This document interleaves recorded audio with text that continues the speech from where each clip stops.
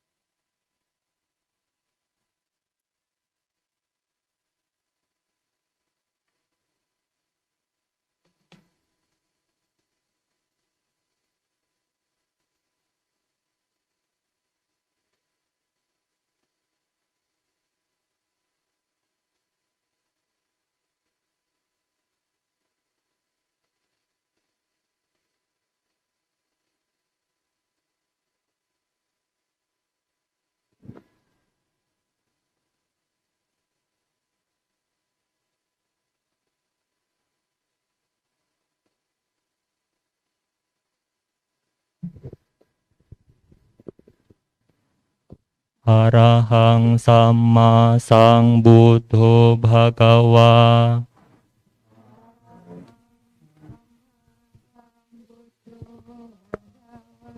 Buddhang Bhagawantang Abhiwademi.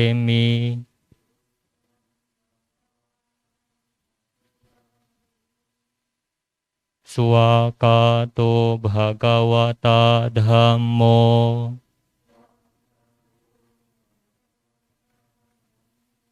Dhammang namasami.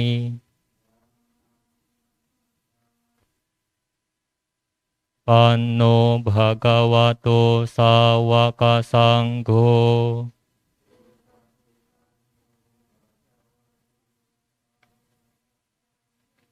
Sanghang namami. Selanjutnya kita akan memasuki rangkaian acara berikutnya, yaitu Dhamma Desana yang akan dipandu oleh moderator Keisha. Kepada Saudari Keisha, waktu dan layar kami persilakan. Terima kasih atas kesempatan kepada saya sebagai moderator. Dhamma Desana malam hari ini akan dibawakan oleh Yang Mulia Biku Jyotidamu Mahatera. Topik yang dibawakan adalah kekayaan batinnya. Mari kita dengarkan bersama-sama. Dengan hormat kami mengundang Bante untuk menyampaikan Dhamma dalam kurang lebih 45 menit ke depan. Bapak Ibu, Saudara-saudari sekalian, mari kita mulai acara Dhamma Class pada malam hari ini dengan membacakan nama Karapata terlebih dahulu.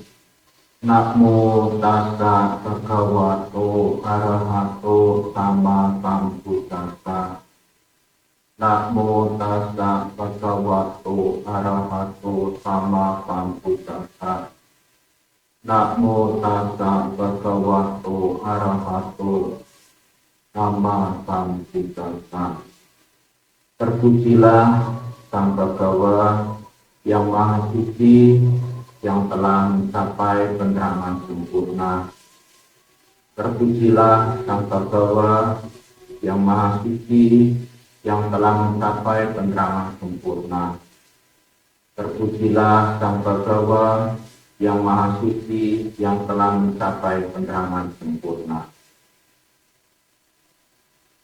Bapak, Ibu, Saudara-saudari sekalian, tidak ketinggalan para ibu Samanera yang mengikuti acara ini.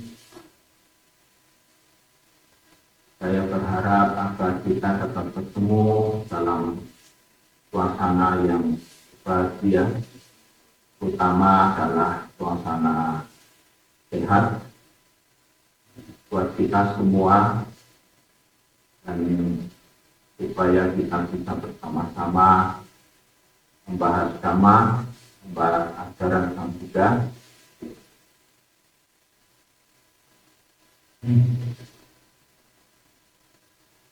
Dan Bapak Ibu, saudara-saudari sekalian,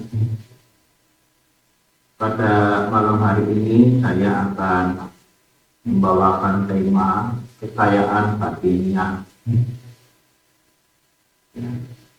Tema ini saya pikir bisa menambah pendalaman dhamma kita, pendalaman terhadap ajaran Guru Agung Buddha Gautama, sehingga kita semua bukan hanya mengetahui yang namanya kekayaan itu, misalnya kekayaan materi semata, tapi kita juga tahu yang namanya kekayaan yang bercorak batiniah itu apa. Karena biasanya orang lebih mengetahui, lebih mengenali yang namanya kekayaan yang berupa materi, kekayaan yang berupa barang-barang. Jarang sekali orang membicarakan mengenai kekayaan batin yang ini. Sehingga ya, mari kita bersama-sama membahas kekayaan batiniah ini sesuai dengan apa yang Sang Buddha ajarkan. Tentunya ini semua saya berharap agar kita dapat memiliki wawasan pengetahuan dhamma yang lebih mendalam lagi, dan tentunya nanti berujung pada praktek dalam kehidupan kita sehari-hari.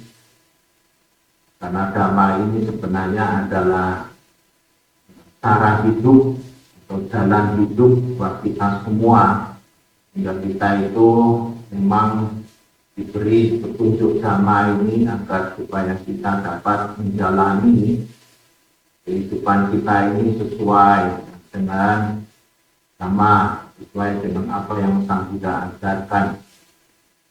Nah, Bapak Ibu, saudara-saudari sekalian, tentu setelah saya bicara ada waktu untuk tanya jawab. Nah, saya berharap semoga bisa dipergunakan waktu itu dan kita bisa lebih banyak mengetahui dhamma. Nah, bukan saja apa yang saya sampaikan, tetapi juga bisa mengetahui dhamma ajaran Sang Buddha yang lain yang bisa ditanyakan oleh Bapak Ibu, saudara-saudari sekalian. Ya,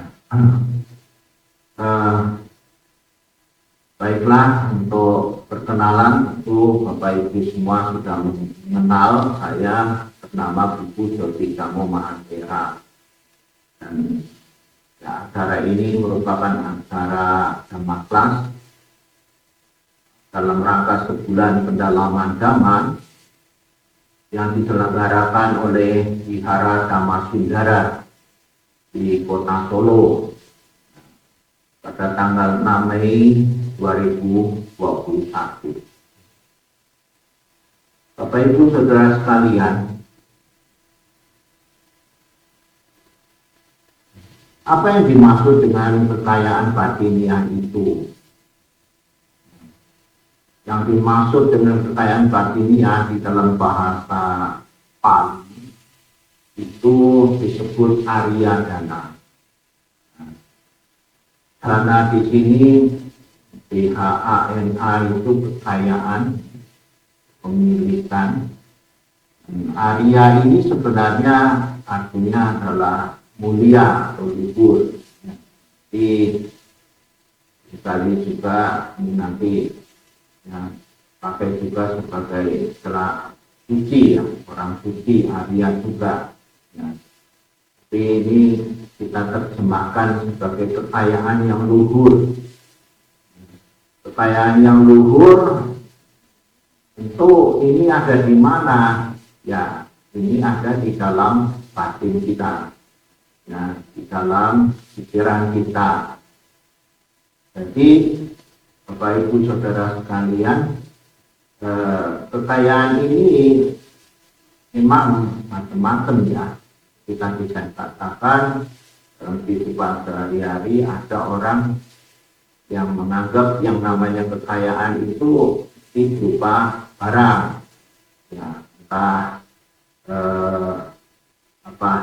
rumah, tanah, ataupun kendaraan, ataupun ya uang, ya ini semua disebut sebagai kekayaan materi. Ya. Nah, dan biasanya kalau orang bicara kekayaan mesti arah pikirannya ke sana, kekayaan yang berupa materi. Orang yang dikatakan orang kaya biasanya orang yang memiliki materi yang banyak.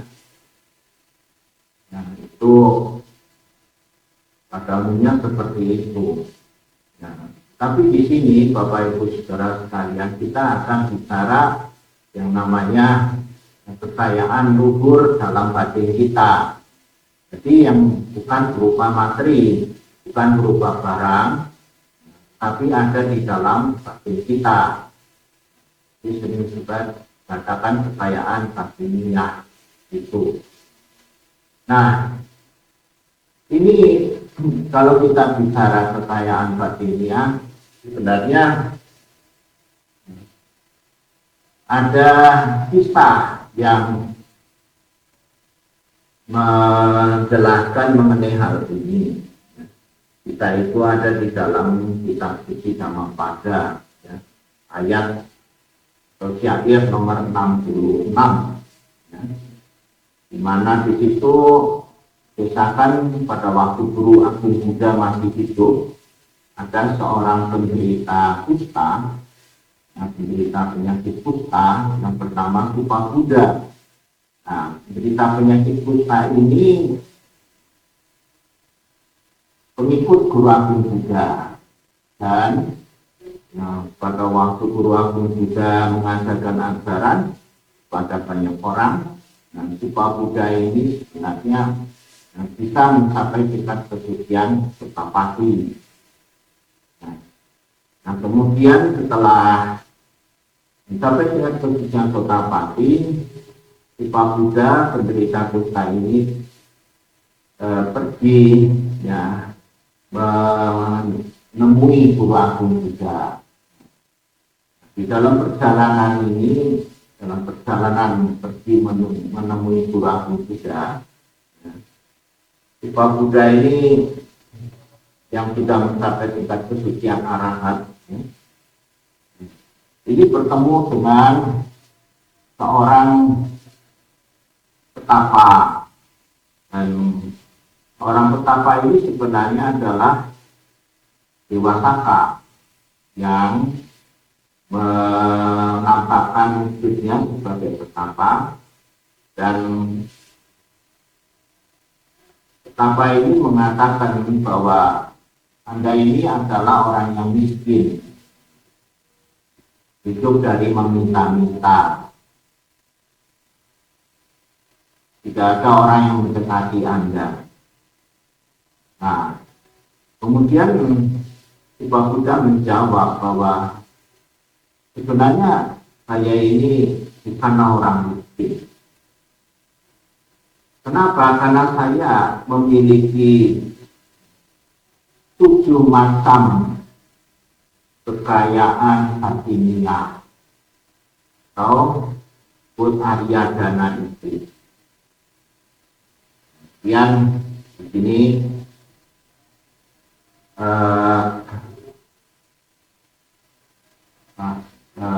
Rupa Buddha bertemu dengan Guru Agung Buddha, dan itu Guru Agung Buddha mengatakan bahwa memang rupa Buddha ini sudah memiliki 7 macam kekayaan batiniah yang disebut sebagai Arya Dana.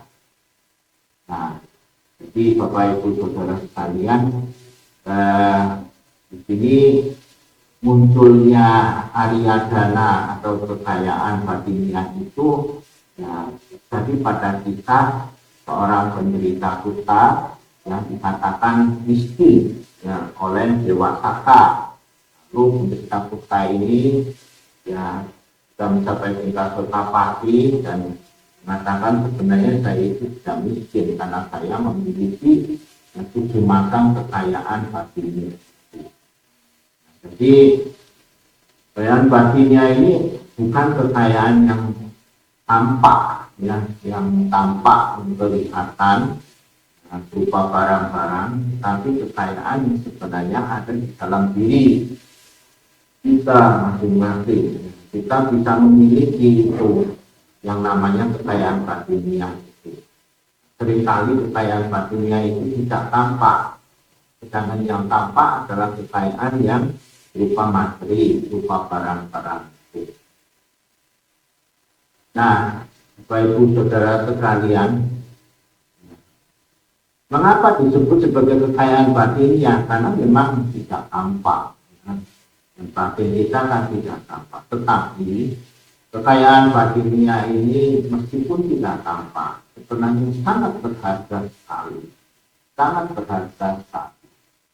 Dan bisa dikatakan kekayaan batiniah ini ya, memiliki nilai, ya, memiliki keutamaan yang lebih daripada kekayaan materi. Nah, sebenarnya kekayaan batiniah ini yang bisa membuat hidup kita itu menjadi seperti apa? Ya. Hidup kita itu menjadi memiliki sikap, sifat, karakter, bahkan ya corak daripada hidup kita ya, menjadi seperti apa ini nanti tergantung daripada kekayaan batiniah yang kita miliki. Jadi bisa dikatakan kekayaan batiniah ini bisa membentuk yang namanya kehidupan kita. Ya, bisa membentuk yang namanya kehidupan kita. Membentuk menjadi seperti apa, yang menjadi baik, menjadi buruk, menjadi orang yang tanggung jawab misalnya, orang yang tidak bertanggung jawab misalnya, orang yang mempunyai keterampilan, apa yang tidak mempunyai keterampilan, ini semua sebenarnya ada di dalam kekayaan batiniah ini. Di kekayaan batiniah ini sebenarnya hal yang sangat penting karena bisa membentuk corak kehidupan kita. Nah, apakah ada keterkaitan antara kekayaan batiniah dengan kekayaan materi? Sebenarnya ada, Bapak Ibu Saudara sekalian. Justru orang yang mempunyai kekayaan batiniah ini, ya, itu bisa mempunyai kekayaan materi. Ya. Jadi ada keterkaitan di sini. Kekayaan batiniah ini akan menyebabkan orang bisa memiliki kekayaan materi dengan mudah sebenarnya. Dan ya tentu saja kekayaan materi yang dia miliki ini adalah kekayaan materi yang betul-betul berguna buat kehidupannya. Betul-betul kekayaan materinya itu kekayaan materi yang bermanfaat buat hidupnya. Jadi bisa dikatakan ya ada kaitan ini di sini antara kekayaan batiniah dan kekayaan materi. Nanti kita akan bahas satu persatu dan apa yang merupakan kekayaan batiniah itu. Nah, sehingga ya itu ada keterkaitan dengan yang namanya kekayaan materi. Ya, di sini kalau kita memiliki kekayaan batiniah, ya, kalau kita memiliki batiniah, ya, itu bisa dikatakan kita dengan mudah mendapatkan kekayaan materi. sebenarnya seperti itu ya. Dan kekayaan materi yang kita dapatkan itu akan aman, artinya di situ kekayaan materi itu yang kita dapatkan itu tidak akan malah membuat kita hidupnya menjadi menderita. Kok bisa seperti itu? Iya, karena kalau kita tidak hati-hati dengan kekayaan materi yang kita miliki, ya kekayaan materi itu bisa membuat hidup kita menjadi bisa menjadi sengsara. Kenapa? Ya kalau kita menggunakan kekayaan materi itu dengan cara yang salah. Kita memiliki banyak kekayaan materi, kalau kita gunakan dengan cara yang salah, itu sebenarnya berbahaya sekali. Ya, berbahaya sekali buat kita. Ya kita itu bisa bisa susah hidup kita. Dulu Guru Agung Buddha juga pernah memperumpamakan kekayaan materi itu seperti ular berbisa. Nah, ular berbisa. Nah, itu kalau dipegang bisa gigit, bisa mematikan. Ya itu hati-hati megangnya itu. Nah, kalau megangnya salah, itu bisa mematikan. Nah, karena kekayaan materi ini bisa membuat orang yang melakukan banyak hal yang apabila tidak hati-hati, ya. Hal-hal yang tentu saja ada hal-hal yang baik dan ada hal yang buruk. Ya kalau hal yang buruk itu yang celaka. Tapi kalau hal-hal yang baik, ya baiklah, yang bisa membuat kekayaan materi itu menjadi makin berkembang. Nah, untuk bisa melakukan hal-hal yang baik harus punya kekayaan batin. Kalau nggak punya kekayaan batin yang ini, orang bisa terjerumus yang melakukan hal-hal yang buruk dengan menggunakan kekayaan materinya itu. Nah, kekayaan materi yang digunakan dengan cara yang buruk itulah yang membuat hidup kita menjadi sengsara.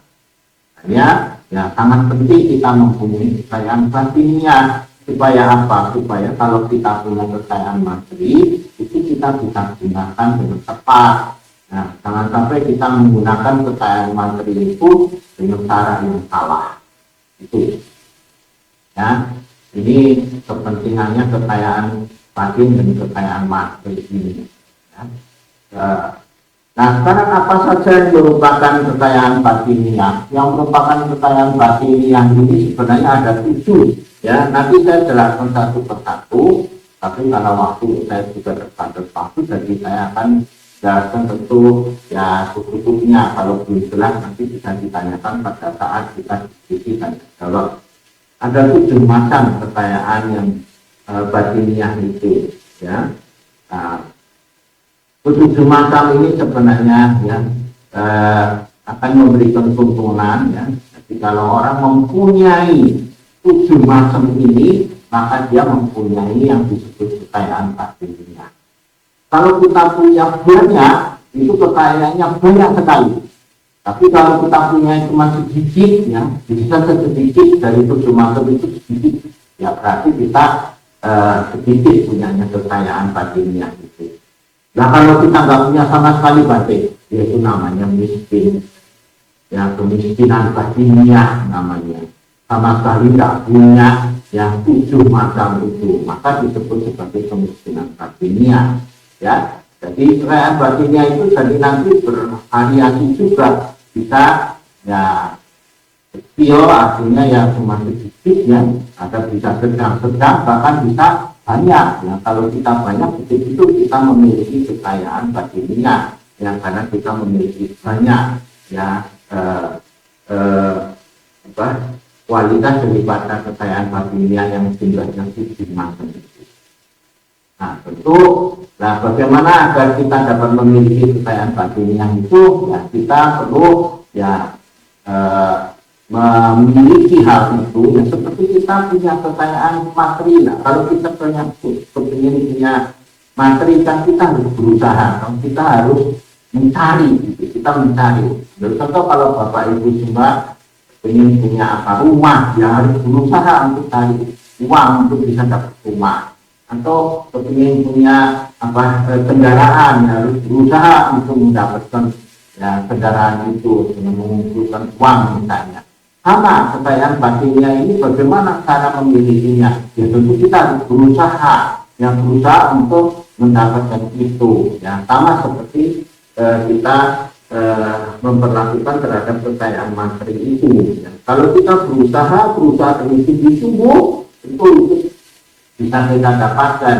Sama seperti kalau kita tadi saya katakan ingin punya kekayaan materi, ya, ingin punya rumah, ingin punya kendaraan atau yang lain-lain, yang tentu harus berusaha tinggi tubuh. Kalau berusahanya tidak tinggi tubuh, ya tidak bisa mendapatkan itu. Ya, jadi kalau kita usaha betul-betul, kita mencari dan kita mengumpulkan itu, nah disitulah kita bisa mendapatkan yang namanya kekayaan, ya, dunia, ya, sama seperti hanya kekayaan materi itu.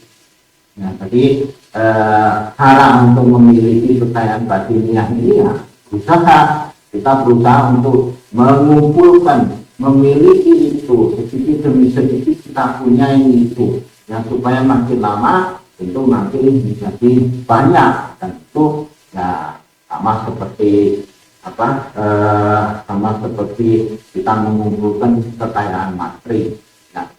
Bapak Ibu saudara-saudari sekalian, sekarang saya akan menjelaskan ya satu persatu apa yang disebut sebagai kekayaan batiniah itu, ya sekaligus melengkapi pembahasan kita. Yang pertama dari kekayaan batiniah itu adalah sadda. Ya, sadda, ya, itu keyakinan akan menjadi sebuah kekayaan kalau kita itu mempunyai. Jadi kita punya keyakinan terhadap hal yang sewajarnya diyakini. Jadi keyakinan ini nanti Bapak Ibu saudara sekalian bukan hanya dipikir, ya, bukan hanya dipikir atau bukan hanya yang direnung-renungkan atau ya kita hanya diomong-omong saja, karena bisa saja ya keyakinan itu diomong-omong saja jadi bahan perbincangan, bisa saja. Ya, kalau hanya sebagai itu, ya belum bisa menjadi kekayaan. Dia akan menjadi kekayaan kalau bisa kita punyai, ya, kita memiliki keyakinan terhadap hal yang sewajarnya diyakini. Nah, Bapak Ibu saudara-saudara sekalian, apa hal yang sebenarnya perlu, ya, dan di sini menuliskan sewajarnya, dan memang yang perlu sekali kita yakini, ya, itu saja sebenarnya banyak hal kita yakini ini dalam kehidupan sehari-hari, ya, itu bisa saja kita itu menghadapi berbagai macam, ya, peristiwa atau menghadapi berbagai macam kondisi atau berbagai macam itu permasalahan misalnya, ya.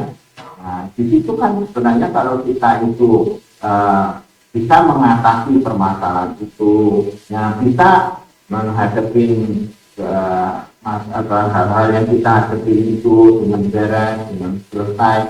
Nah, kita akan mempunyai keyakinan, kita akan mempunyai kepercayaan yang terhadap diri kita sendiri, sehingga kita mampu bahwa kita ini bisa yang menyelesaikan apa yang kita hadapi. Nah, itu sebenarnya bentuk keyakinan pada diri sendiri, ya, keyakinan pada diri sendiri, ya, semacam kepercayaan diri, ya, mampu bisa menyelesaikan itu. Nah, tapi ada juga keyakinan yang lain yang sebenarnya perlu kita perhatikan, terutama dalam kehidupan kita sehari-hari, yang sesuai dengan ajaran Sang Buddha, yaitu keyakinan terhadap hukum karma. Ini sangat penting, Bapak Ibu saudara sekalian. Ya, keyakinan terhadap hukum karma itu, ya, akan menuntun, ya, kehidupan kita. Biasanya orang yang mempunyai keyakinan terhadap hukum karma itu, cara berpikirnya itu, ya, itu akan sesuai dengan hukum karma, hukum sebab akibat. Dan di situ sebab akibat dari perbuatan. Ya, kalau kita berbuat baik, kita akan mendapatkan hasil yang baik. Kalau kita berbuat yang buruk, kita akan mendapatkan hasil yang buruk. Nah, disitulah ya kita meyakini hal itu, punya keyakinan itu, nah, ini akan membuat kita itu memiliki kekayaan batiniah. Ya. Artinya kita punya sesuatu prinsip hidup, sesuatu yang kita pegang, sesuatu yang sebenarnya kita pandang memang yang ini hal yang menuntun, hal yang memang merupakan satu yang terjadi dalam kehidupan kita gitu. Yang jadi bisa dikatakan sadar ini adalah sebagai satu pedoman, sebagai tuntunan. Kan orang bisa mengatakan sebagai prinsip hidup kita, ya prinsip hidup kita. Nah, ini akan membuat kita itu menjadi ya tentu saja perbuatan kita akan tahu ini perbuatan baik, perbuatan buruk ya. Kalaupun kita misalnya menerima akibat perbuatan, ya perbuatan buruk, ya kita akan menjadi suka, perbuatan baik kita akan menjadi bahagia, ya, kita tetap bisa bertahan kalau kita punya kekayaan sadar ini. Kekayaan sadar ini terhadap hukum karma ini akan membuat kita menjadi ya, bertahan meskipun kita menghadapi kesulitan, menghadapi kesusahan. Dan pada saat kita menghadapi kebahagiaan, kita menjadi tidak takabur, tidak lupa diri. Ya, itu sebenarnya penting. Ya, kalau tidak seperti itu, kita itu akan mudah stres, mudah susah menghadapi kehidupan ini. Ya, karena yang namanya kehidupan ini kan berubah-ubah terus. Ya, kadang menyenangkan, kadang menyisakan, kadang cocok yang kita sukai, kita cocok, kadang kita tidak sukai, kita cocok misalnya, yaitu cuma kan kembali kepada karma kita. Nah, kalau kita mempunyai sadar, ya mempunyai keyakinan terhadap karma itu, ya kita akan bertahan, kita akan terus yang menjalani kehidupan ini. Tidak sampai kita itu menjadi menderita di dalam menghadapi permasalahan ya dalam kehidupan ini. Nah, ini masalah ada kalau kita mempunyai keyakinan itu, kita akan kuat gitu ya menghadapi kehidupan ini kan kuat sekali. Kita apalagi dalam kondisi sekarang, misalnya kondisi pandemi seperti ini ya, kalau kita pikirkan ya kita orang hidup sekarang ini bukan cuma masalah kesehatan saja, sebenarnya juga masalah-masalah yang lain juga dampaknya juga menyisakan ya, permasalahan sosial, permasalahan ekonomian juga, ya itu juga berdampak. Ya ini juga kalau kita tidak kuat-kuat untuk menghadapi ini, nah ini kan menjadi menderita sekali ya menghadapi kondisinya sudah susah, ditambah lagi kitanya sendiri tidak kuat, kitanya sendiri ya merasa gagal, merasa tidak mampu dan sebagainya, itu membuat kita menjadi keyakinan ini akan mempunyai kekuatan dalam menjalankan kehidupan ini. Yang kedua, itu sila. Ya, kekayaan yang kedua yang perlu dimiliki adalah mempunyai sila, pengendalian terhadap tingkah laku dan ucapan sesuai dengan ajaran. Ini kekayaan yang kedua. Kalau kita mempunyai ini, sebenarnya akan membuat apa? Membuat kita itu menjadi ya tentu saja tidak sembarangan kita melakukan sesuatu. Jadi apapun yang kita lakukan, kita usahakan itu ya tidak sampai membuat permasalahan yang di dalam kehidupan kita. Sehingga apa yang disebut sebagai sila ini ya akan membuat kita menjadi hidupnya itu bebas dari masalahan, bebas dari kesalahan-kesalahan ya, dan bebas daripada kejelekan-kejelekan itu saja. Ya, karena di sini pasti sila itu akan mengarahkan hidup kita kepada kebaikan, hal-hal yang baik. Ya, jadi Ya kalau kita mempunyai pengendalian ini, kita sebenarnya akan menjadi aman hidup kita. Nah kalau silanya baik, ya kita juga menjadi aman. Apalagi kalau dikaitkan dengan kekayaan materi, silanya baik kita bisa dipercaya banyak orang. Silanya kalau dipercaya banyak orang itu nanti kalau kita melakukan usaha bisnis, misalnya orang akan menjadi senang pada kita, sehingga kita itu akan mudah mendapatkan kemajuan di dalam usaha bisnis kita. Dan kekayaan materi akan bertambah ya. Karena apa? Sebenarnya karena kita mempunyai sila yang baik. Nah, di sini, nah itu. Nah, sebaliknya kalau silanya kita buruk kan kita tidak akan mendapat kepercayaan dari masyarakat, tidak akan mendapatkan apa yang namanya dukungan dari teman-teman. Nah, di sini menjadikan kesulitan untuk perkembangan daripada kekayaan materi. Jadi sila ini perlu buat kita untuk menjaga tingkah laku maupun ucapan kita, ya.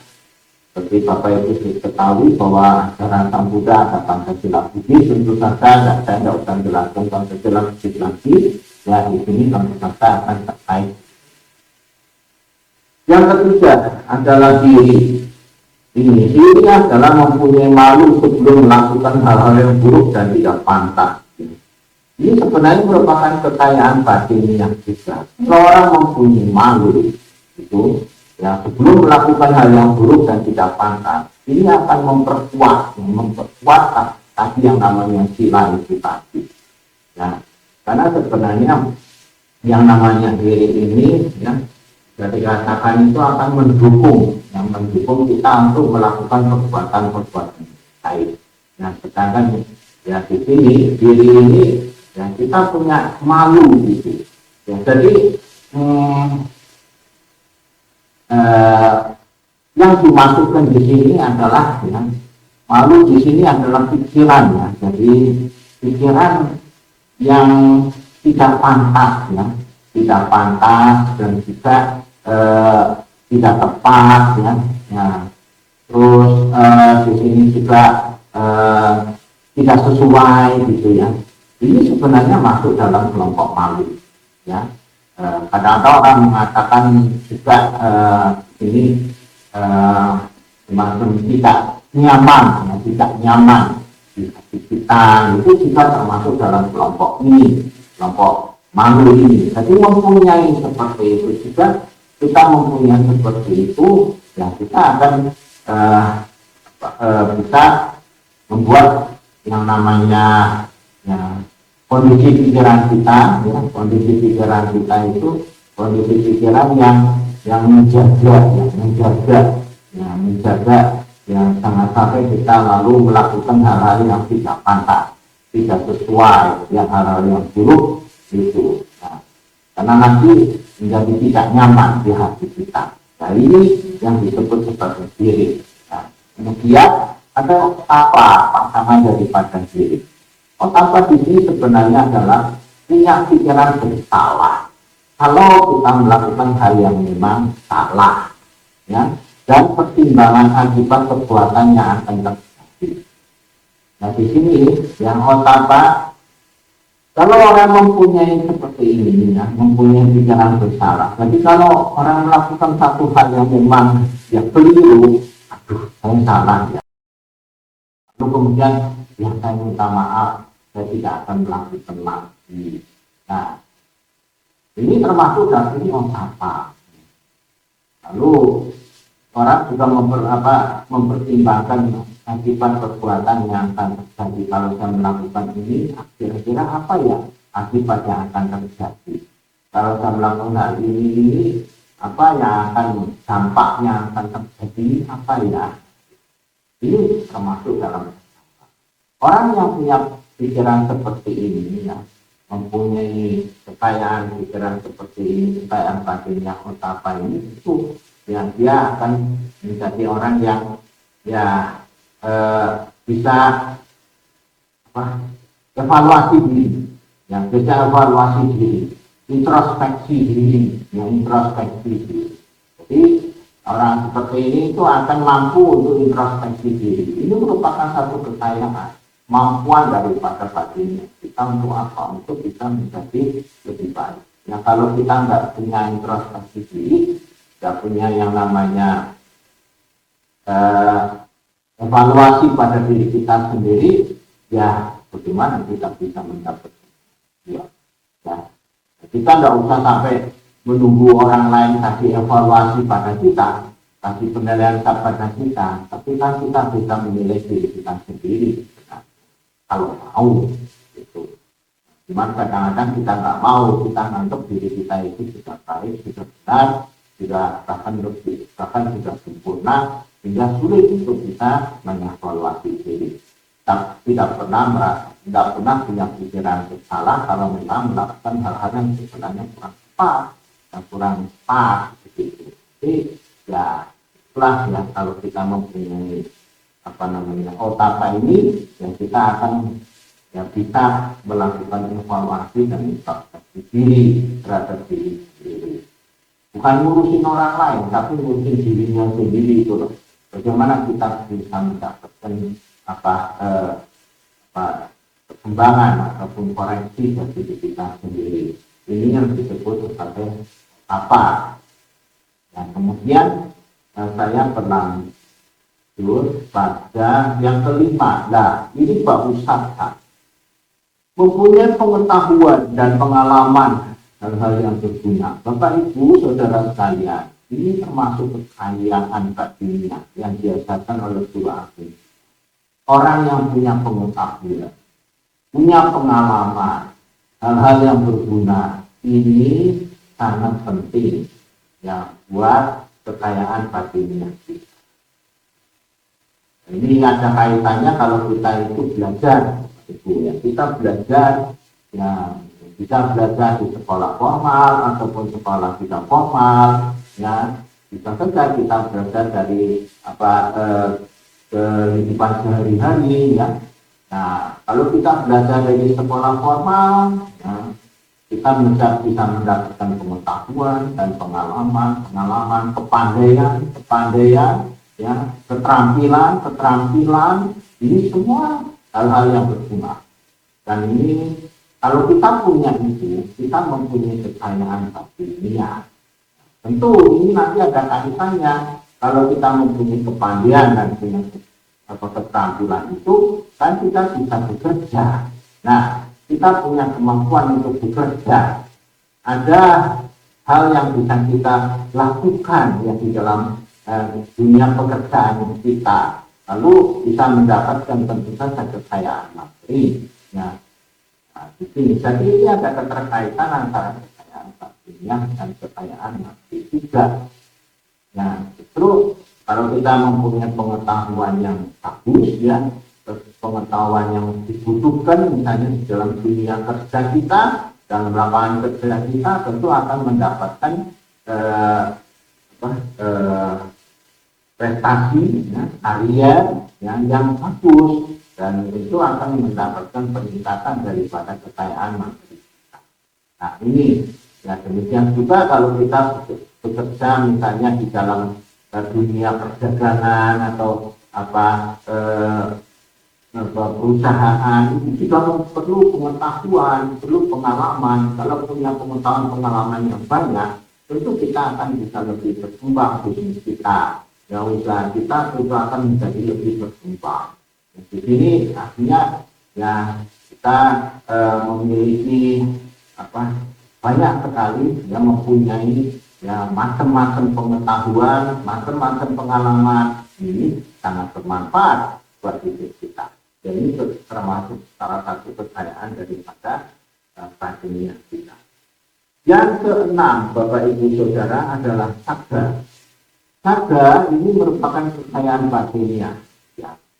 Apa yang dimaksud saga di sini? Mempunyai kepedulian dalam berbagi. Jadi kalau ada kesempatan berbagi, ya, itu kita peduli untuk ikut serta dalam kegiatan itu, untuk berbagi itu. Nah ini sebagai saga,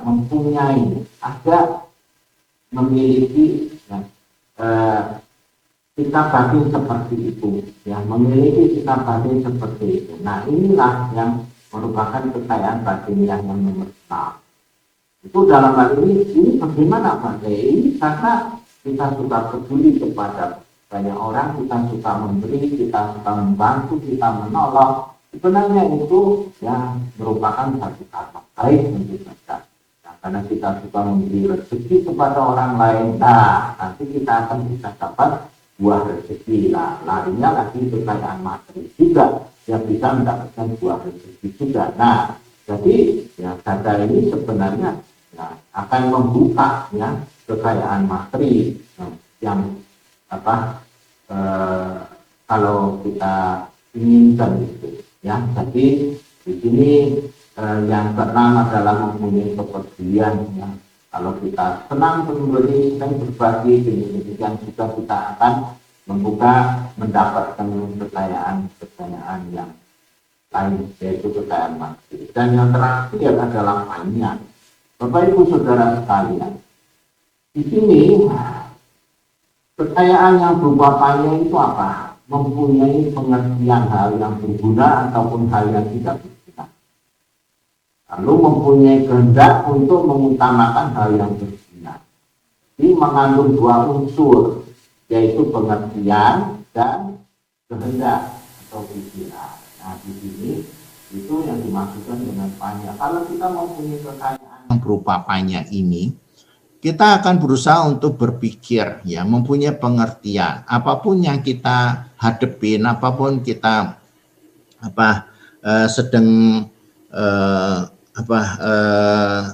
sedang lakukan, ya, itu ya kita bisa mikirkan ini hal yang berguna atau tidak berguna, hal yang baik atau buruk, hal yang benar atau hal yang salah, begitu.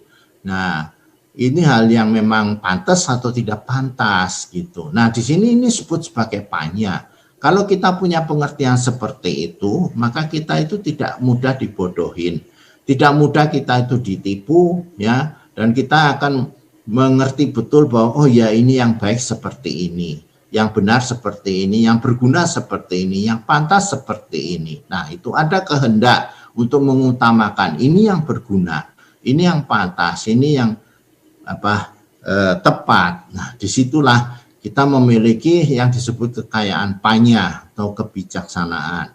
Nah, tentu ini akan bermanfaat juga untuk bisa membuat orang memiliki kekayaan materi, karena ya dari mengerti hal yang berguna, yang bisa membedakan mana yang berguna, tidak berguna dan sebagainya, itu kita akan bisa mendapatkan kekayaan materi juga. Nah, Bapak Ibu Saudara sekalian, ya ini 7 macam. Ya, 7 macam kita bisa lihat ya, dari pertama sada, ya, sila, hiri, otapa, bahusaca, caga, dan panya.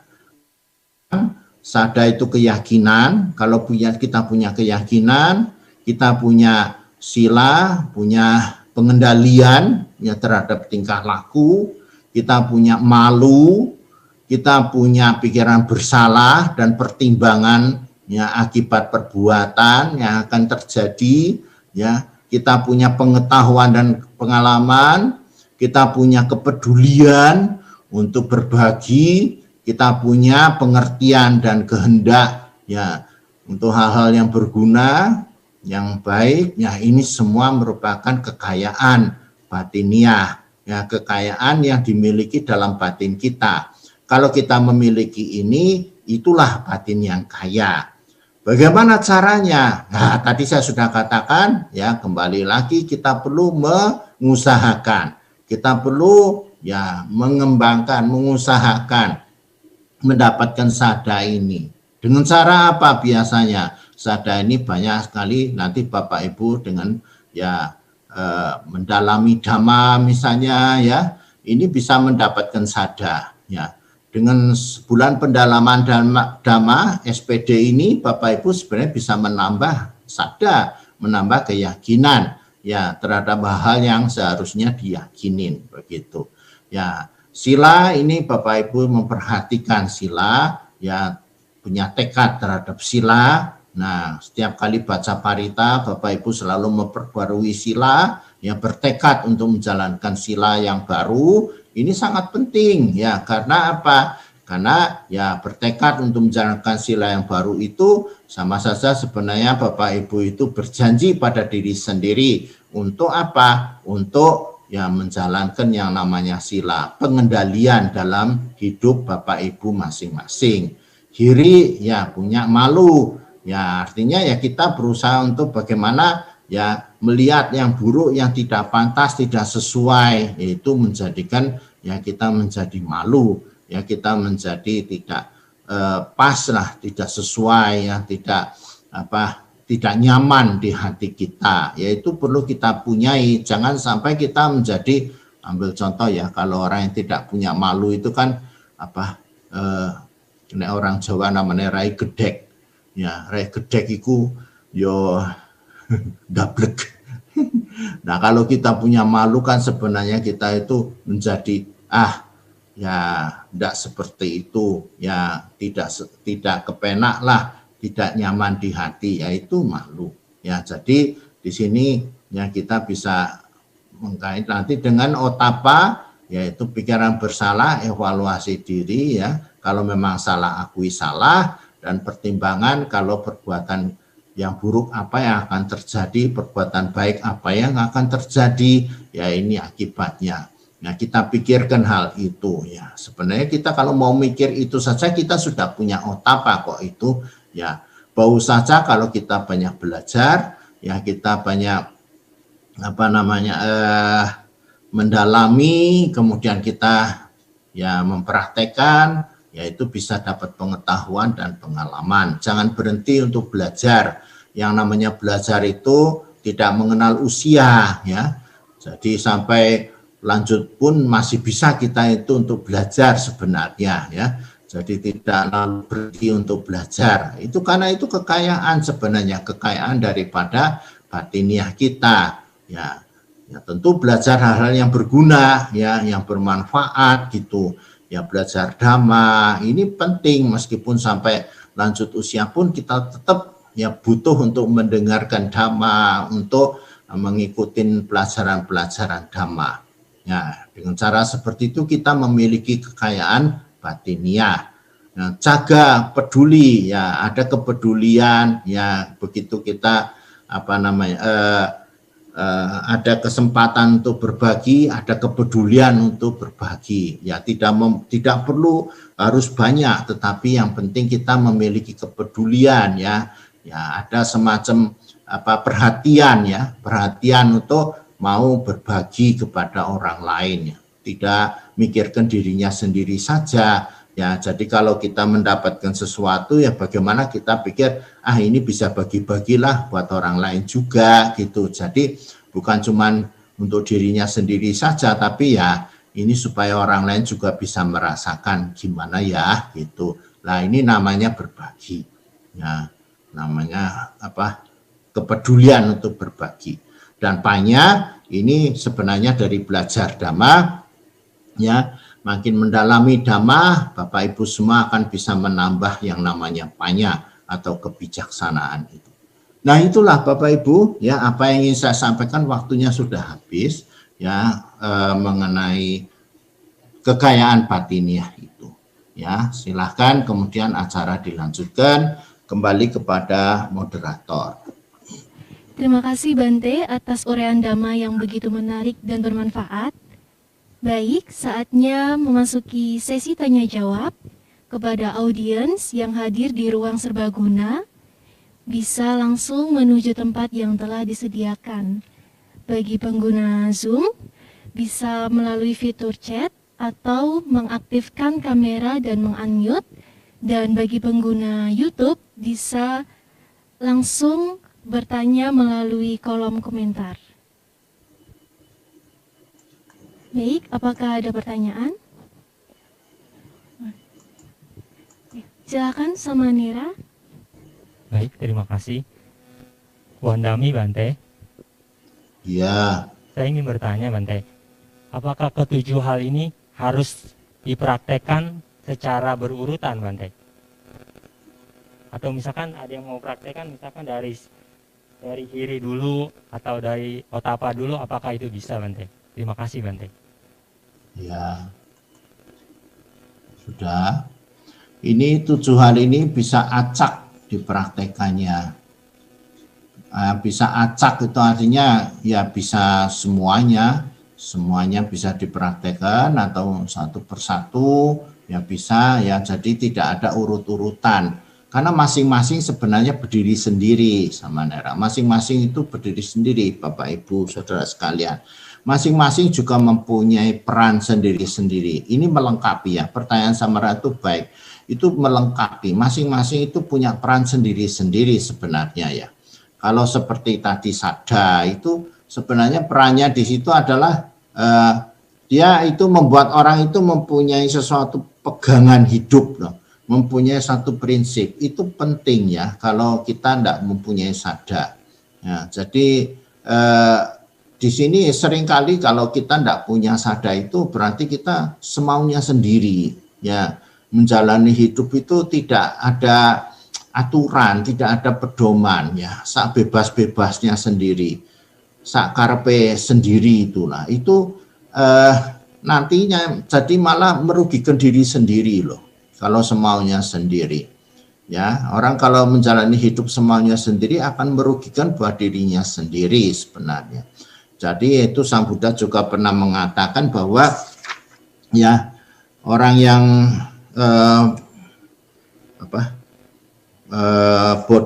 orang bodoh yang dangkal pengetahuannya, dangkal kebijaksanaannya itu menganggap dirinya itu sebagai musuh ya. Karena apa? Karena dia melakukan perbuatan-perbuatan buruk yang membuat dirinya sendiri itu malah menjadi menderita. Jadi sebenarnya itu bukan membuat penderitaan buat orang lain, tapi buat penderitaan diri sendiri. Ya, jadi ini malah diri sendiri dijadikan musuh karena membuat penderitaan buat dirinya sendiri. Nah itu jadi semacam itu ya, Sada ini sebagai satu prinsip sebenarnya, prinsip yang mendasari bagaimana kita itu mempunyai pegangan gitu ya. Jadi pedoman dalam kehidupan kita sehari-hari. Nah kalau masalah sila itu masalah pengendalian sebenarnya, itu mereka punya sendiri-sendiri peran sendiri-sendiri. Hiri, otapa itu juga ada kaitannya dengan pengendalian ya. Kemudian bahusaca itu pengetahuan, dia punya peran sendiri. Jadi kalau kita punya pengetahuan banyak, tentu saja kita memiliki kekayaan, tapi kekayaannya bukan kekayaan materi, kekayaan batiniah itu. Ya karena pengetahuan itu kan adanya di batin, adanya di pikiran, adanya dalam benak pikiran kita begitu. Yang jadi pengetahuan itu sebenarnya satu bentuk daripada kekayaan batiniah. Makin banyak pengetahuan yang kita punyain, tentu pengetahuan yang berguna itu makin kaya sebenarnya. Jadi orang yang belajar terus ya, belajar hal-hal yang berguna, yang bermanfaat ya, terutama dhamma itu ya, mendalami dhamma makin banyak, tentu dia akan menjadi orang yang kaya secara batin. Bukan kaya materi, tapi secara batiniah dia akan menjadi orang yang kaya. Nah, apa bisa membuat kekayaan materi? Bisa saja, karena kekayaan batiniah yang dipraktekkan, yang dilakukan dengan sungguh-sungguh akan mendatangkan kekayaan materi. Ya, itu bahusaca. Ya, kemudian jaga, nah ini jaga ini kepedulian pada orang lain, ya kepedulian pada, tapi ini sebenarnya meskipun pada orang lain ya, diri kita sendiri akan menerima akibat daripada itu. Yaitu jadi itu bisa membuat kita juga mendapatkan pahala, buah daripada kebajikan, sehingga kita juga bisa mendapatkan satu keinginan kita bisa tercapai. Nah itu jaga ya, cita-cita kita bisa tercapai itu kan karena jaga kita yang kita praktekkan ya. Kemudian panya ini juga ya kekayaan yang berupa batiniah ya, karena dengan panya itu sebenarnya kita itu menjadi orang yang pemikirannya itu maju sama dan Bapak Ibu sekalian. Kita lalu tidak lagi berpikiran secara dogmatis, ya, tidak lagi berpikiran yang ngikutin gitu aja gitu, enggak ya, karena sebenarnya panya itu ya nanti akan membuat kita itu menjadi berpikiran yang menggunakan akal kita, menggunakan nalar kita, ya. Jadi akal sehat kita itu akan berpengaruh, ya, berperan sekali di dalam pengembangan panya itu, ya. Nanti di sana itu kalau kita mempunyai kekayaan panya itu berarti kita akan mempunyai kemampuan, ya, akal sehat kita yang baik begitu, ya. Jadi kita tidak menerima apa saja secara dogmatis, menerima begitu saja, lalu tidak pakai akal sehat, ya enggak begitu. Itu nanti enggak punya panya. Ya nanti bisa ketipu, bisa tertipu. Dan sebenarnya nanti juga menjadi orang yang tidak maju, ya tidak maju, tertutup sekali, ya dia berpikirnya itu sempit, berpikirnya sempit. Kalau orang mau berpikir luas, itu sebenarnya orang yang mau menggunakan akal sehatnya dia, ya menggunakan rasionya dia, ya lalu, nah ini akan membuat orang jadi berpikir lebih luas, ya, dan tidak sempit, ya, dan itu membuat kita menjadi lebih berkembang dan memberikan manfaat buat kehidupan kita. Jadi masing-masing bisa dikembangkan sendiri-sendiri. Ya, baik, makasih. Yang lain silakan.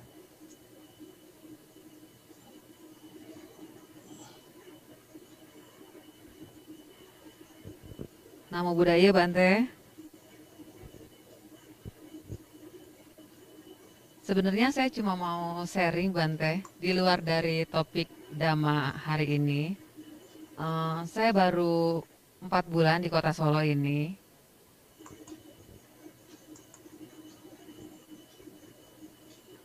Namo Buddhaya, Bante. Iya, Namo Buddhaya. Siapa? Nama saya Diana. Saya baru Oh iya. Saya baru 4 bulan di kota Solo ini, di perusahaan yang baru ini. Sebenarnya saya cuma mau sharing aja sama Bante. Jadi di lingkungan kerja saya ini ada orang yang sepertinya tidak menyukai saya. Padahal saya sudah selalu berbuat baik sama dia, tapi tetap saja sifatnya tidak berubah. Yang mau saya tanyakan, adakah ikatan karma saya dengan dia? Karena kita kan tim, jadi harus kerjasama. Dan adakah doa atau parita yang harus saya panjatkan supaya kita bisa kerjasama dengan baik dalam satu tim? Terima kasih, Bante. Namo Buddhaya. Ya, saudara. Jadi apa yang kita hadapi atau apa yang kita sedang terima, ya, apa yang kita bisa dikatakan itu yang sedang kita hadepin ini, ya itu semua adalah akibat, ya, buah karma kita, ya. Pada umumnya itu sebagai buah karma kita, ya. Jadi ya bisa dikatakan itu ya kita menerima buah daripada karma kita, ya.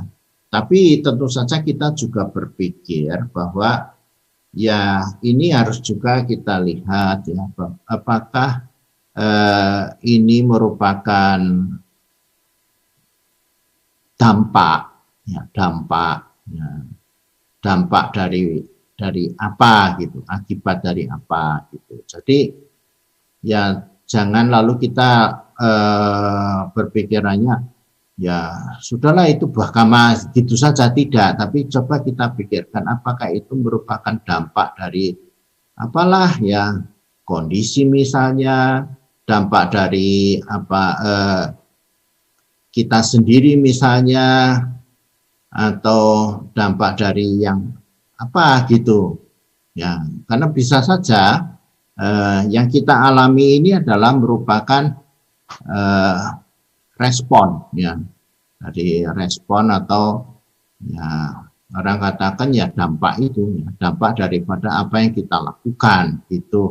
Nah ini ya kita perlu menelusuri sampai situ, apakah ini dampak daripada yang saya lakukan atau memang yang lain ya. Kalau memang tidak ada hal yang seperti itu, ada bukan merupakan dampak, ya baru kita bisa mengatakan oh itu ya karma saya ya yang berbuah begitu.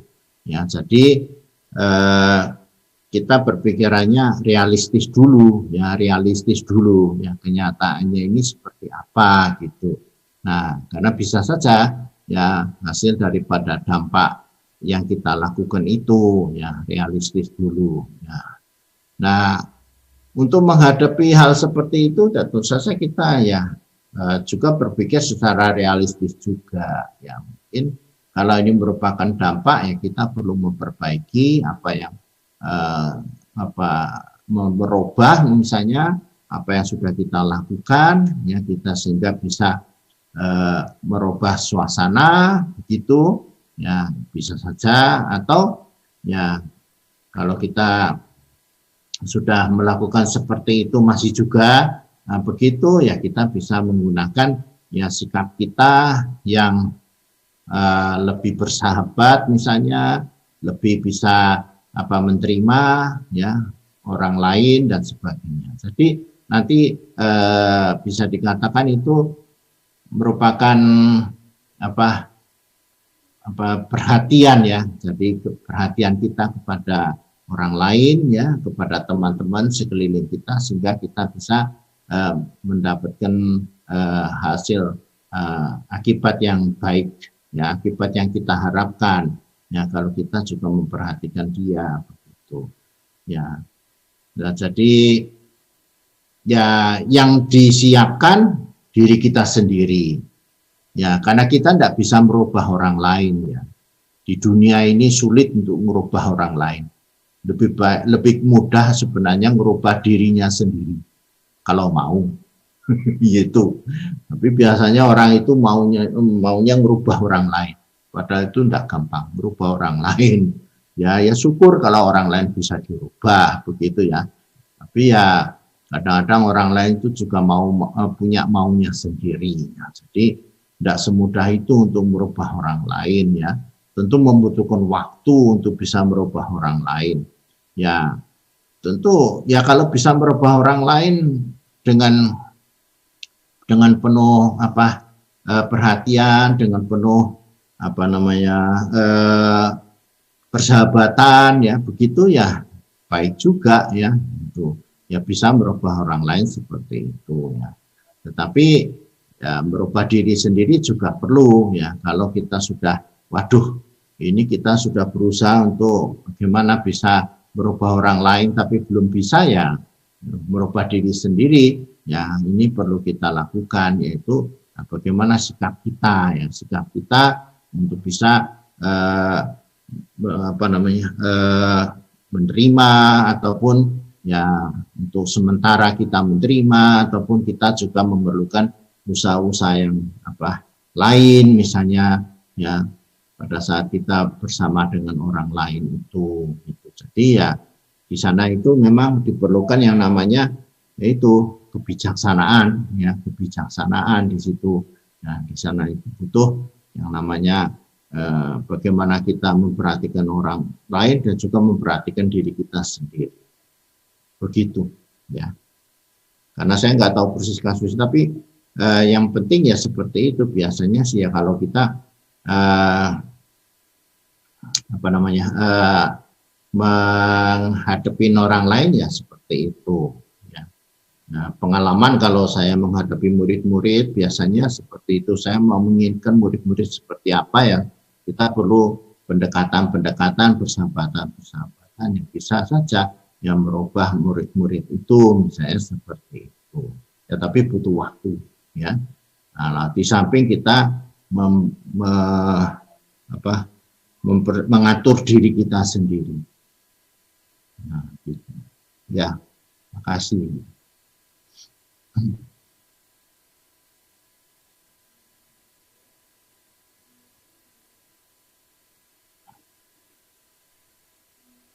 Atas penjelasannya, Baik, ada pertanyaan melalui YouTube dari Saudari Lorencia.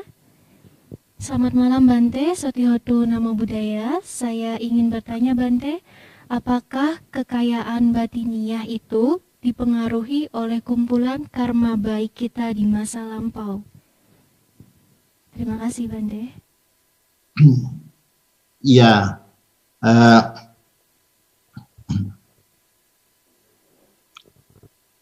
kalau kita mempunyai kekayaan batiniah itu ya, saya kira itu semuanya ya Bapak Ibu Saudara sekalian. Kita tidak bisa hanya menganggap bahwa itu adalah kumpulan karma lampau ya, karena ya yang penting sekarang ini bagaimana kita usaha kita bagaimana kita lakukan sekarang ini. Nah, jadi kalau kita sudah berusaha, ya di situ kita akan mendapatkan hasil itu. Jadi di sini sekarang yang kita lakukan ini bagaimana itu dulu sebenarnya. Ya, kemudian kalau masalah buah kama, ya buah kama kita yang lampau, ya bisa saja mempengaruhi apa yang kita dapatkan sekarang, begitu. Ya, tetapi yang penting, ya sekali lagi kita berusaha sekarang ini, ya di dalam kondisi apapun, ya kita menghadapi apapun, kita tetap harus melihat sekarang ini, ya memperhatikan yang sekarang ini, bagaimana usaha kita yang sekarang, gitu ya. Ya kemudian hasilnya itu, ya tergantung ya, ini hasilnya ini memang bisa saja dipengaruhi dari karma yang lampau, bisa saja seperti itu. Tetapi yang sekarang ini ya penting gitu ya. Jadi jangan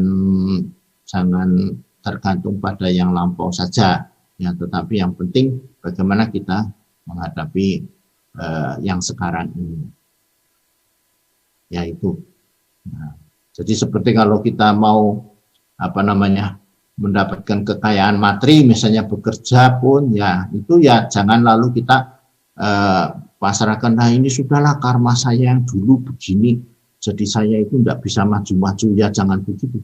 Ya tetap aja kita tetap bersemangat ya, bersemangat bekerja dengan sungguh-sungguh supaya kita bisa mendapatkan hasil. Nah kemudian hasilnya seperti apa, yaitu kita bisa, ya kalau sudah hasilnya begini ya ini kan ada pengaruh dari karma lampau begitu. Jadi kita memperhatikan yang kita sedang hadapin ini dulu ya. Begitu. Terima kasih.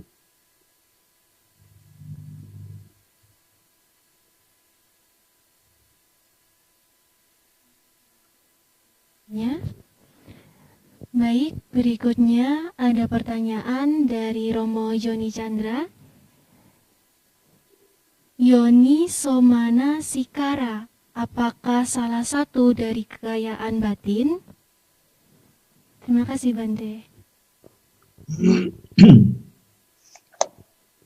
Yoniso manasikara itu adalah termasuk dari panya, ya. Yoniso manasikara ini adalah termasuk bisa dikatakan sebagai panya, ya. Hal-hal yang baik, bisa merenungkan dan mengetahui apa yang baik, apa yang buruk, ya. Itu yoniso manasikara. Jadi kita aware gitu ya, waspada mana yang baik, yang buruk. Nah ini sebenarnya masuk dalam kelompok panya, ya, apa yang saya tadi katakan kekayaan panya, kebijaksanaan, ya, bisa mengetahui apa yang baik atau yang buruk, ya, apa yang perlu dilakukan, mana yang tidak perlu dilakukan, ya, itu yoniso manasikara. Ya biasanya orangnya itu kalau yoniso manasikara itu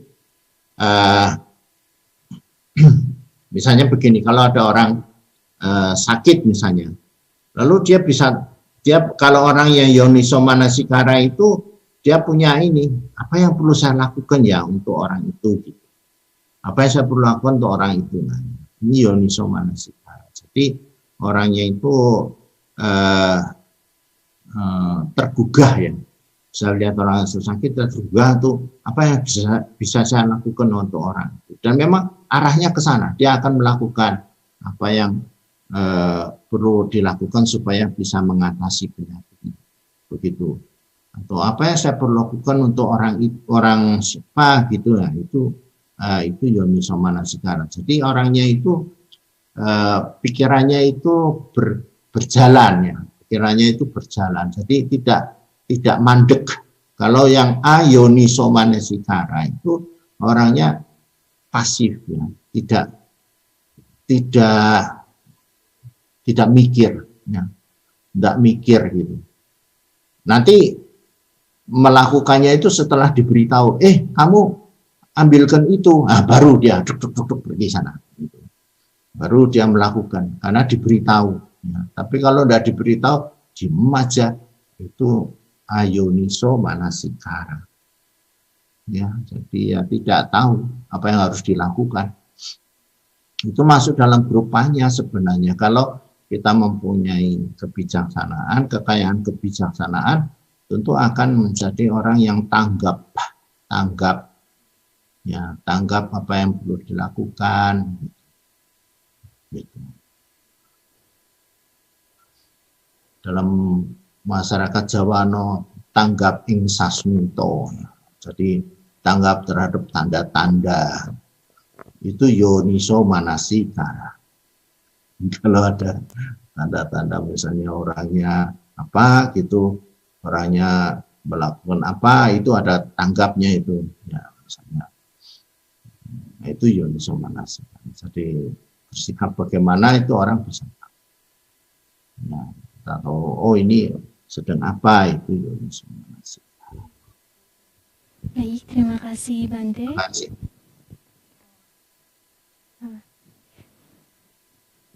Selanjutnya ada pertanyaan dari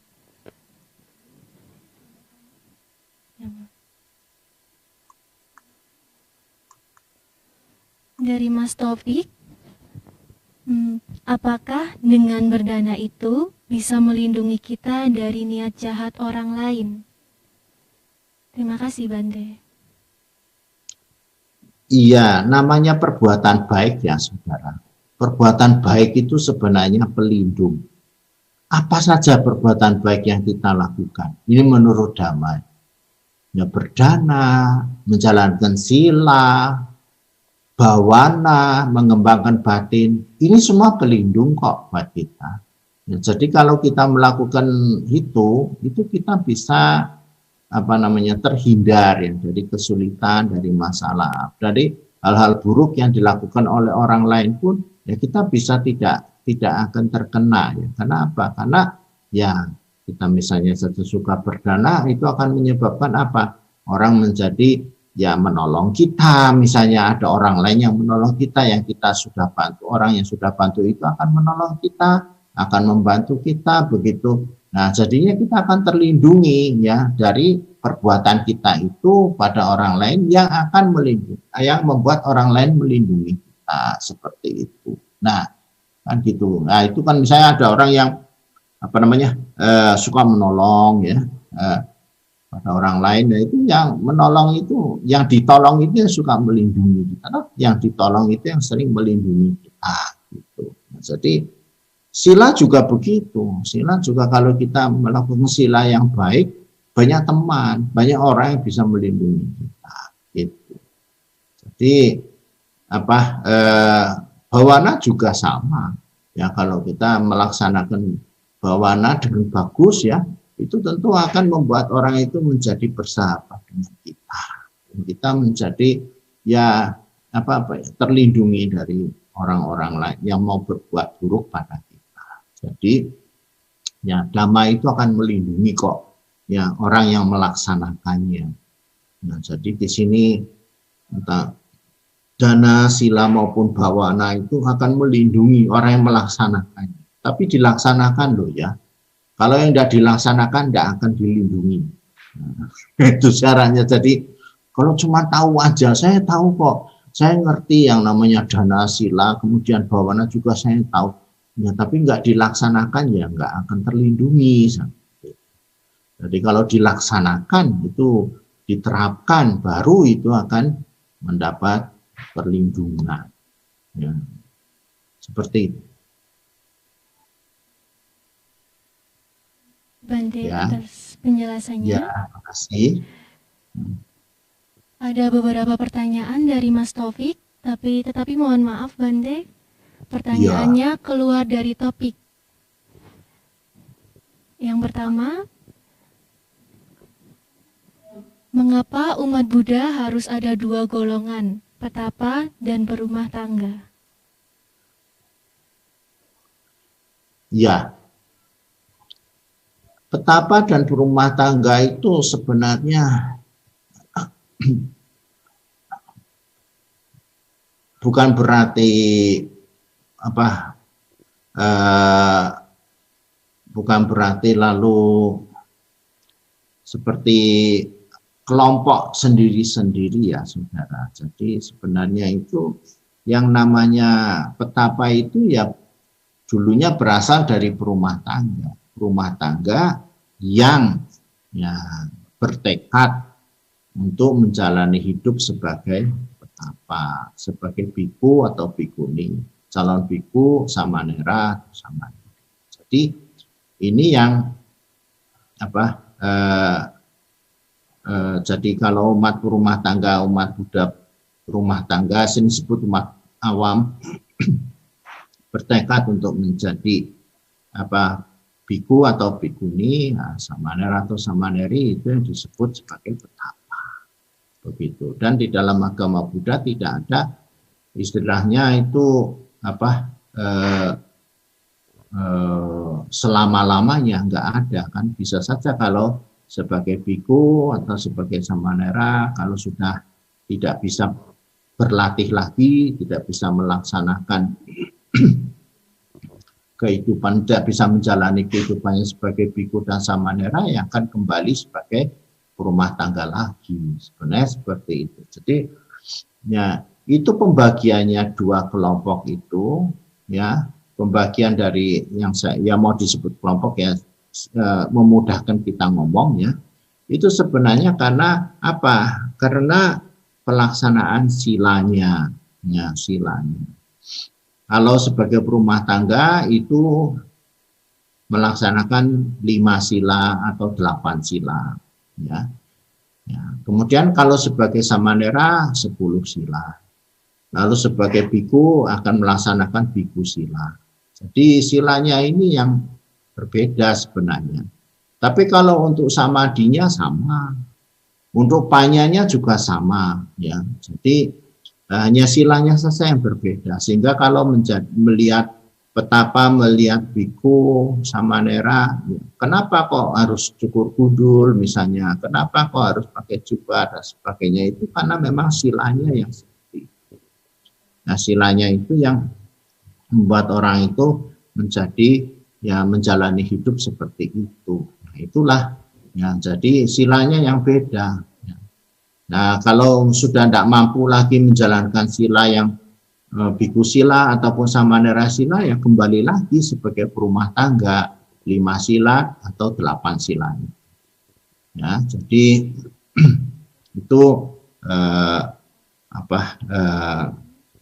murid-murid daripada Guru Agung Buddha disebutnya seperti itu. Ya, murid-murid beliau itu ada yang hidupnya meninggalkan berumah tangga, ya, babajita, ya. Lalu ada yang hidup berumah tangga garawasa. Jadi ada dua grup ini, babajita dan garawasa. Nah, tapi itu semua juga tergantung dari masing-masing orang toh. Mau jadi babajita atau mau jadi garawasa ya terserah dari masing-masing orang. Ya, jadi kemampuannya masing-masing saja. Ya, kembali kepada kalau kita biasanya memiliki sada yang kuat, keyakinan kepada Buddha Dhamma Sangganya kuat, biasanya orang akan menjadi Babajita. Yang jadi Babajita ini kan karena didukung oleh keyakinan yang kuat kepada Buddha, Dhamma, dan Sangga. Begitu. Terima kasih Bante. Terima kasih. Selanjutnya ada pertanyaan dari Ibu Dania. Kemanakah kita setelah kita meninggal? Setelah kita meninggal, kita akan melanjutkan kehidupan kita. Ya, kehidupan ini kan berproses. Ya. Jadi kalau kehidupan kita sekarang ini sebenarnya juga ya merupakan kelanjutan dari kehidupan yang lampau. Ya, jadi ada kehidupan lampau, kemudian yang kemarin-kemarin yang dulu-dulu. Ya.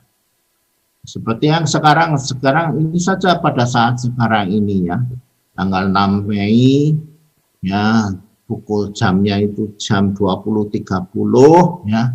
Itu sebenarnya kita hidup sekarang ini bagaimana ya, kelanjutan dari kemarin toh.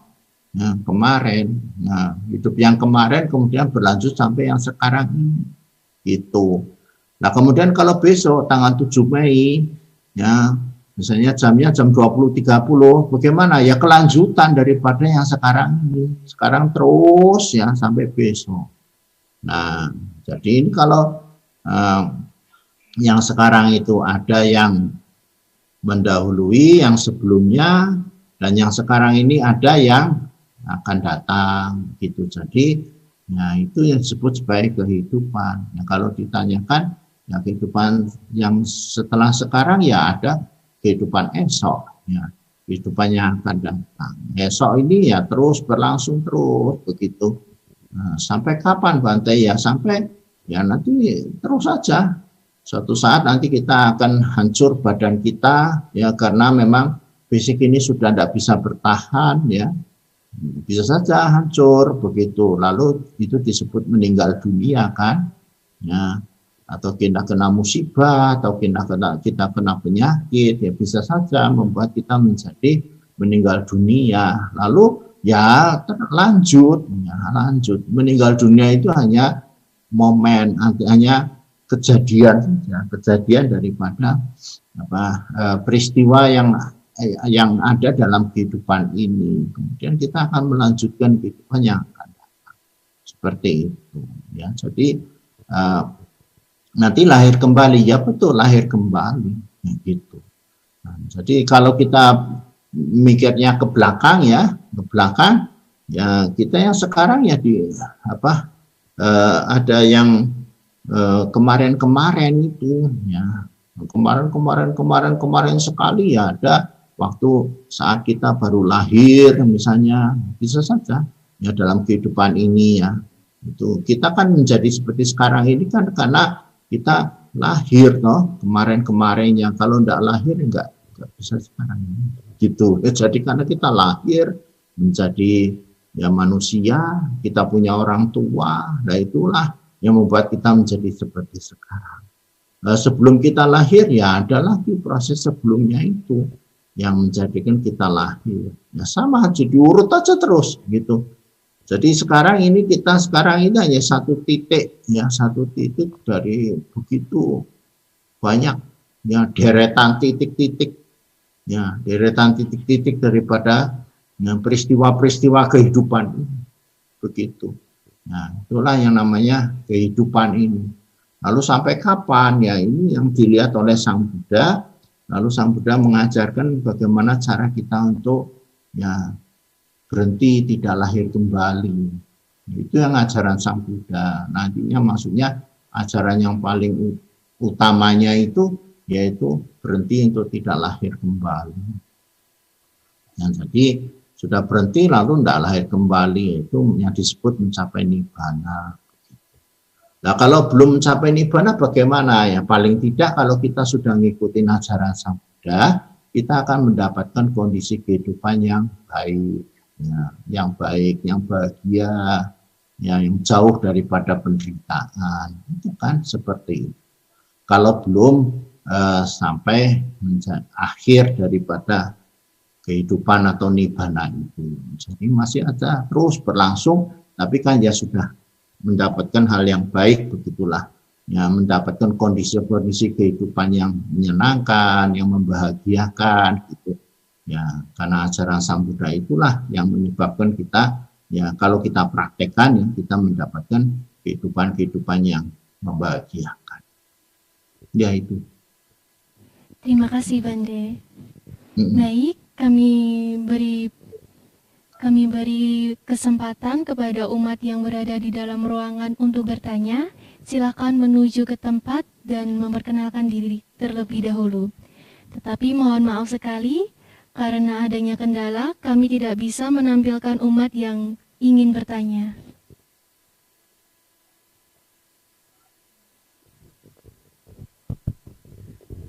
Selamat malam, Wandami Bante.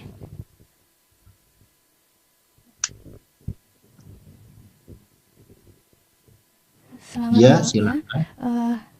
Saya Bella, mau bertanya Bante, terkadang kita sebagai umat awam sering lengah.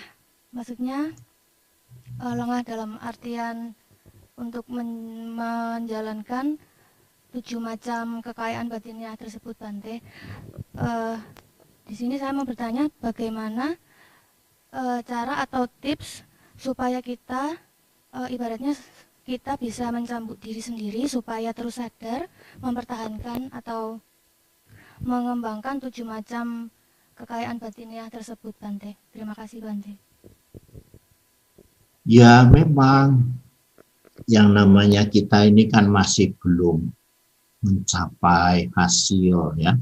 Jadi ibarat kita bepergian itu sebenarnya kita itu belum mencapai tujuan ya. Jadi ya kita masih jalan, sebenarnya jalan menuju tujuan gitu.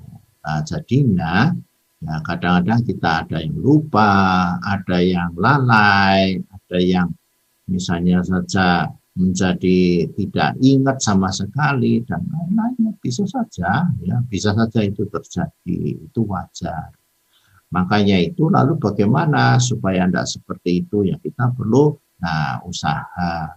Usahanya apa? Ya usahanya dengan ya misalnya saja dengan ya belajar dhamma, mengikuti acara kegiatan seperti ini, begitu ya kegiatan-kegiatan yang lainnya juga ya.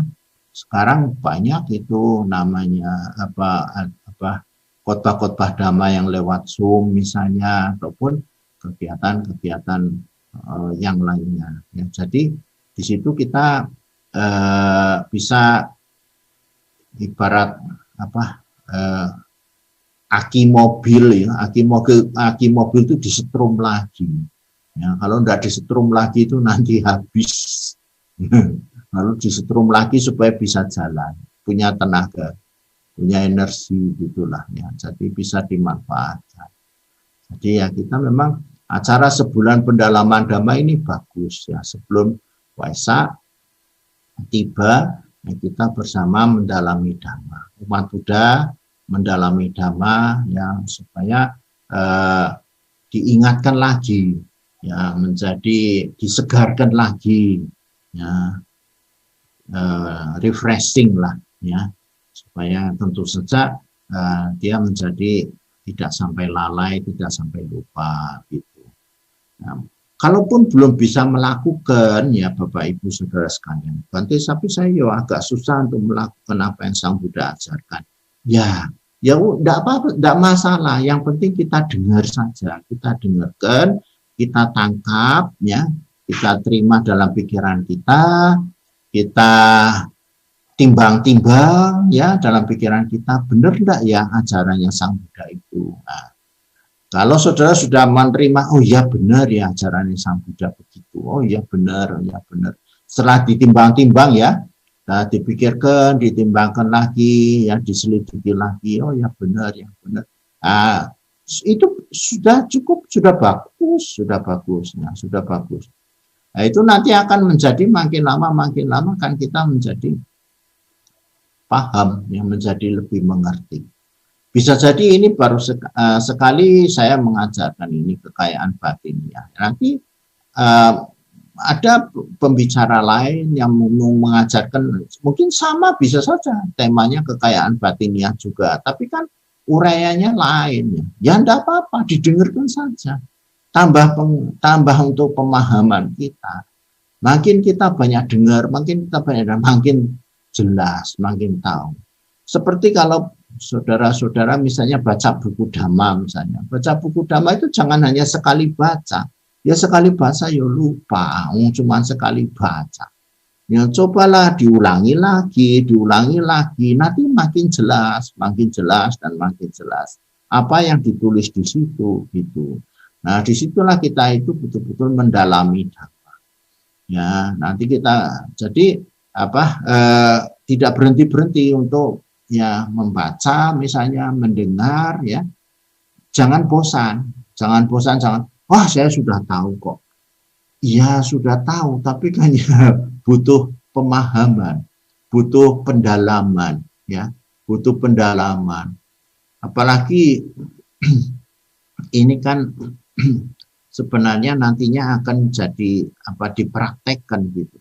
Kalau kita pendalamannya kurang kan juga samadhi misalnya.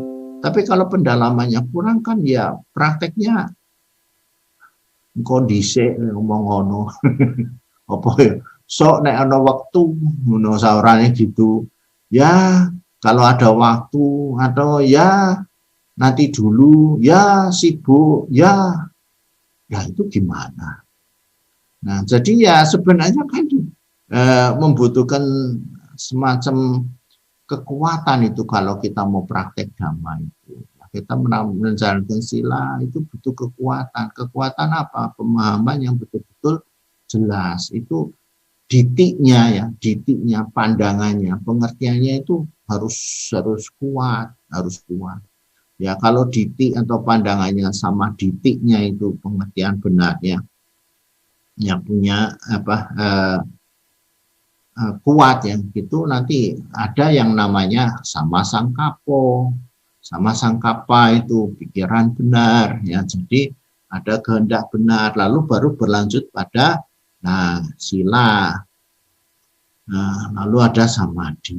Nah, di situ jadi ya itu memang butuh ya pengulangan terus diulang terus. Jangan bosan untuk mendengarkan Dhamma, meskipun apa yang didengarkan ya itu aja gitu. Tapi kan ya yang menguraikan beda-beda. Nah, bisa jadi penjelasannya jadi beda-beda. Nah, ini kan menambah pengetahuan buat Bapak Ibu saudara-saudari sekalian. Ya, jadi itu yang membuat kita itu menjadi makin mendalami Dhamma begitu. Ya, asik. Bante, lalu selanjutnya ada pertanyaan terakhir melalui YouTube dari Ibu Yena. Wandami Bante, apakah kekayaan batin sebagai landasan mencapai Suaranya kesucian? dengar loh.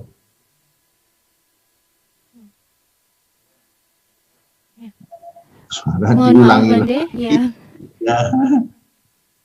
Mohon maaf Bante.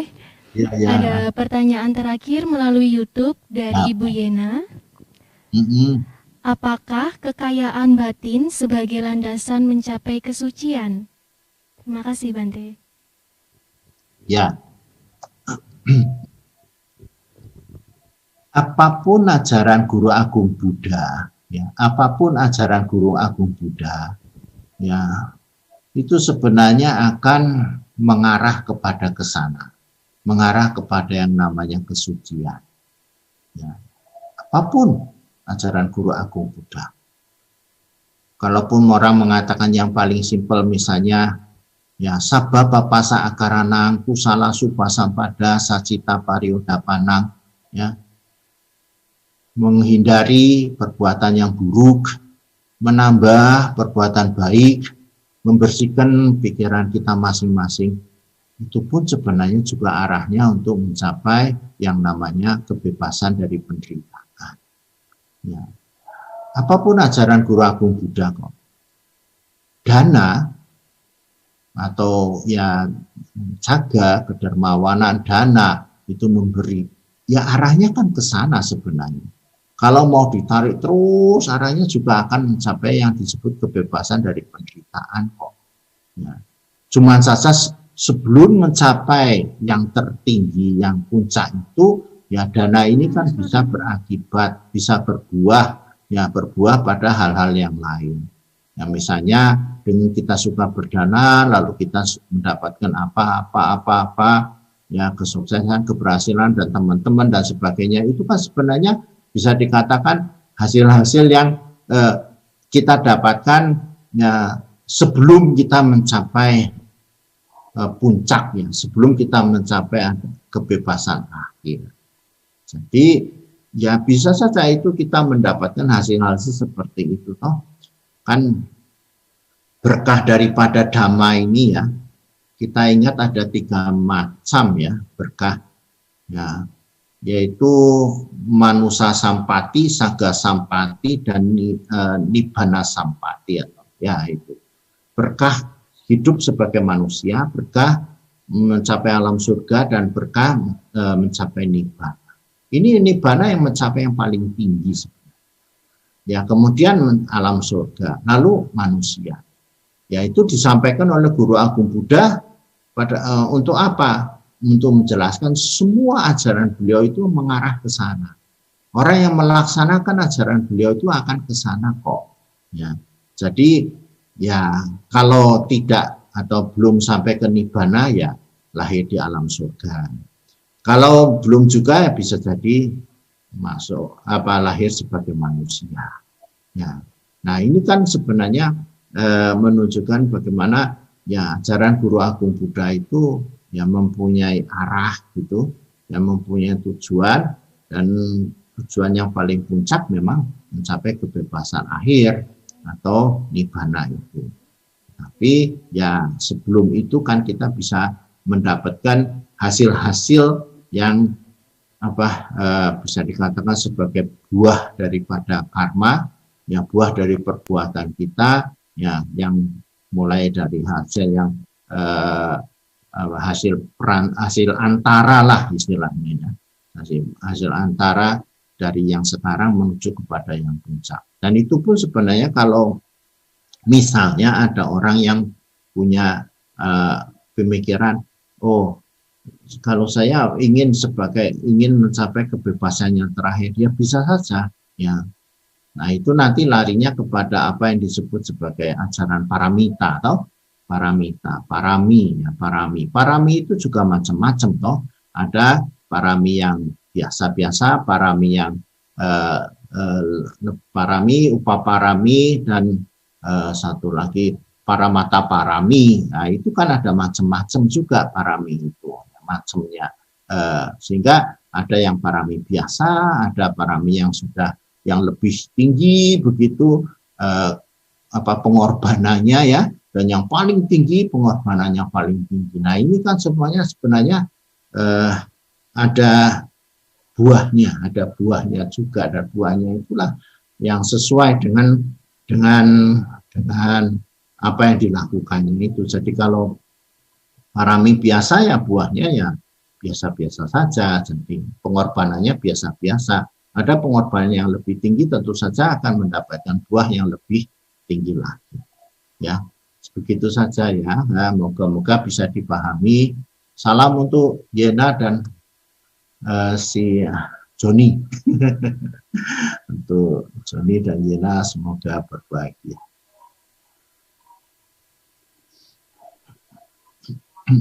Terima kasih Bante. Baik, karena keterbatasan waktu, maka sesi tanya jawab pada malam hari ini dirasa cukup. Anumodana kepada Bante, semoga uraian dhamma yang disampaikan bermanfaat bagi kita semua. Baik, selanjutnya marilah kita memberikan penghormatan kepada Biku Jodhidhammo Mahathera. Okasa wandami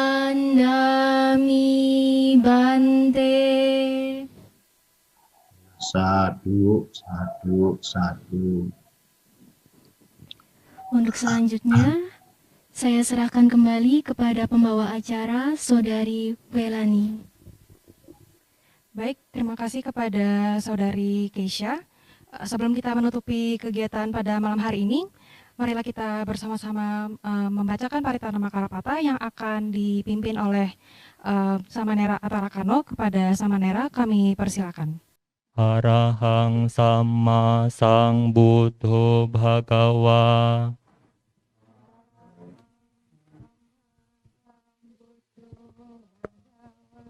Buddhang Bhagawantang Abhiwademi.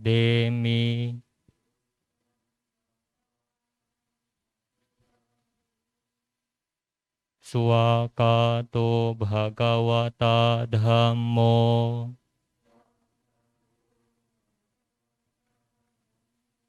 Dhammang namasami.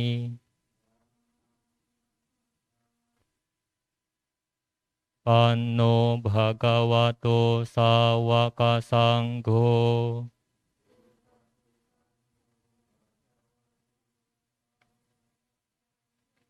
Sanghang namami.